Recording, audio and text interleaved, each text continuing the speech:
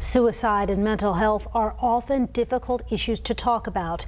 Each year, thousands of people take their own lives.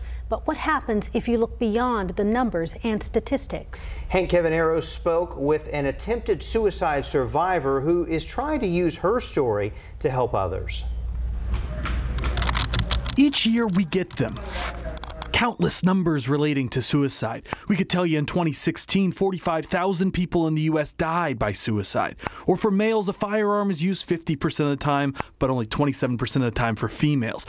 Countless data and statistics about people who take their own life. But what if you stop and talk to someone who's been in their shoes?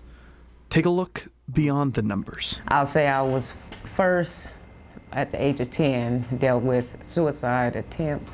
Because I always knew something was wrong with me. Nia Young could have been one of those numbers. Because suicide is the 10th leading cause of death, in the U.S. Growing up in Detroit, she attempted to take her own life 5 times before the age of 18. No one knew. I kept it a secret because I felt ashamed, I felt alone, and I'll go to school with that on me still, trying to be normal, trying to still interact with everyone, but I could not lift that off of me. Then after years of coping, another attempt in 2013. After surviving, she was diagnosed as bipolar, where day-to-day problems were tough. Those things can really put you in a whole mental state, especially if you already have a mental problem. That's when her brother, Tariq Daniels, and a few friends decided to start a group to help others.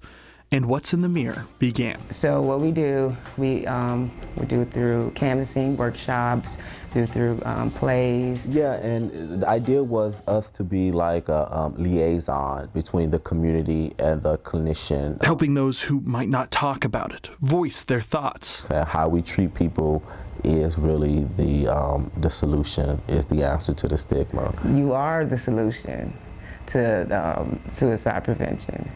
It starts with you.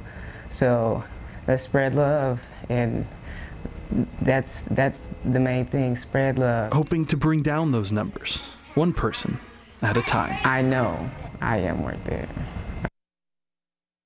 And if you're thinking about taking your life, please call Integral Care's crisis helpline at 512-472-HELP. It's open 24 hours a day, 7 days a week. And again, that number is 512-472-4357.